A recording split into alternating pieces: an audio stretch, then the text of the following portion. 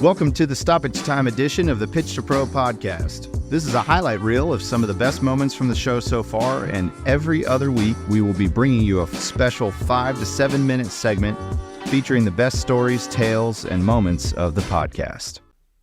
Yeah, it's a long journey, but I had a lot of people supporting me along that, and a lot of people that through my ups and downs and my childhood, immaturity and mistakes and everything else, they still believed in me and gave me love. And so that helped push me on to the next levels. And so when I retired from playing, it was more like I was involved in media. I loved commentating on the game. I loved bringing a different perspective. And, from my experience for 6 years playing overseas in the UK and England and the Premier League and everything, and working at Sky Sports over there, it seemed natural for me, but I was always coaching. And, I was always coaching youth, and my son and my 2 daughters, and my wife's a footballer as well. She played pro overseas when I was playing in England, which was kind of unheard of at that time. So it's ingrained in us, in our family. I never forced my kids to play. It was just always there. And,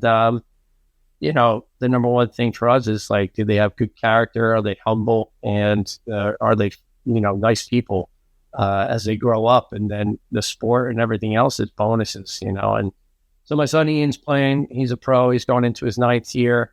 He'll be with San Jose Earthquakes this year. My daughter Lauren, she went to Clemson University under Eddie Radwanski, great coach. And she learned a lot and played really well there. And then she went to Creighton and did a master's program there and played under Ross Pauly, another great coach, another great leader. And she went over to Denmark and played pro and enjoyed that. And now she's back here working for U.S. Club Soccer down in Charleston. We just moved her down there last weekend.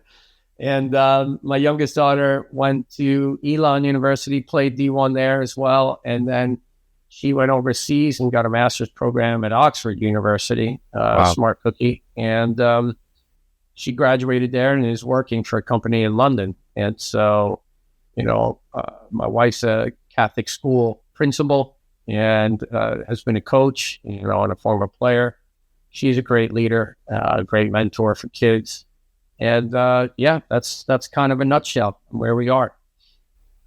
I love that, man. And Sorry, man, I rambled the whole first section. No, sorry about that. Never apologize, John. I mean, those are the great episodes, right? When you get to really know people. And I love this medium for that. But, you talked a lot about, you and your family and your town and the engagement within the game.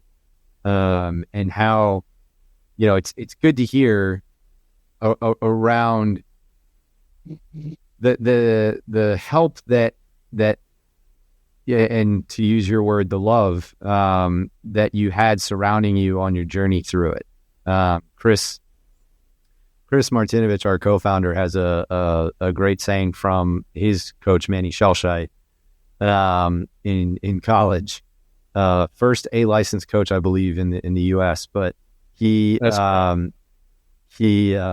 used to say, if you love the game, it'll love you back. Very true. And I was very fortunate to know Manny Schellscheidt, and got a great story about him, actually. He was the rival team in Union, New Jersey. And it was my dad. We were playing with my dad's team, and then my dad was probably looking at me from a perspective of like, how can I push John, and what?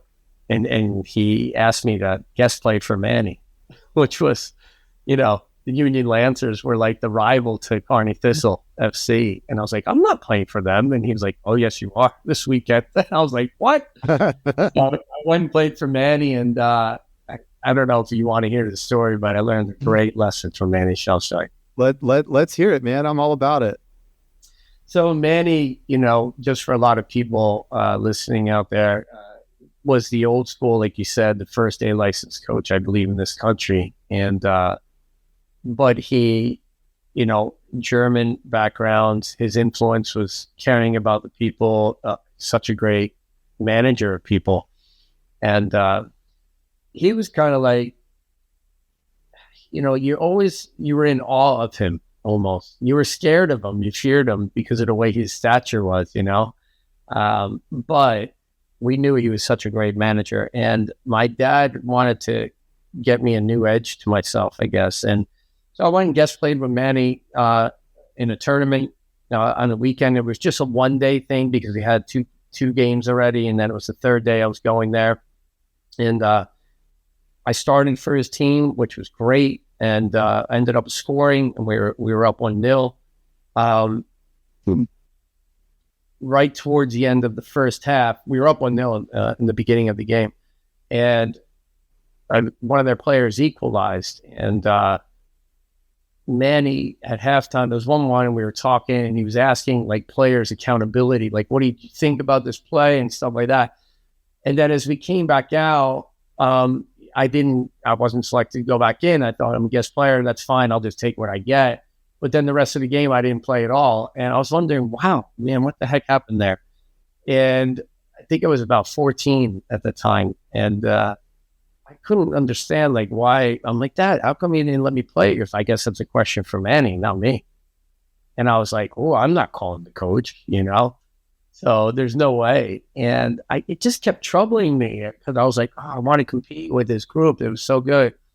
And I said, okay, no matter what. And I waited and waited.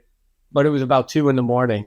and I couldn't sleep. And I finally woke up and I went through the other room and I shook my dad. I go, Dad, I know why. And my dad knew why. It was because I let the guy run through and I didn't transition defend in the midfield. And that was my player. And he wanted to give me a chance to speak out and say that, but maybe I was too immature or young at that time. And I didn't. But I said, can I call Coach Schellscheidt in the morning? And he's like, my dad's like, yes, you can. He goes, good for you. Go back to bed.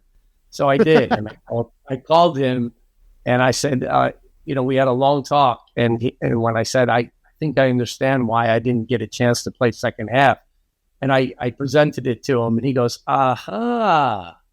So you've been thinking about the game. He goes, that's what I was trying to get you to do at halftime. And I'm like, sorry, I'm just so competitive. I couldn't think about it. But ever since then, he made me change the way I play in the midfield.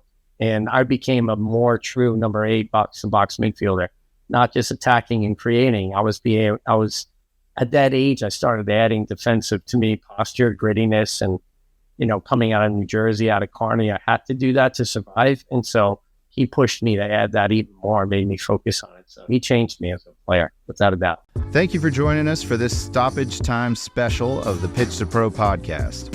If you've enjoyed the conversation, you can click watch the full episode here. Be sure to tune in next Thursday for a new episode of the Pitch to Pro podcast, the official podcast of Ozark United FC. Available on YouTube, Instagram, and everywhere you get your podcasts.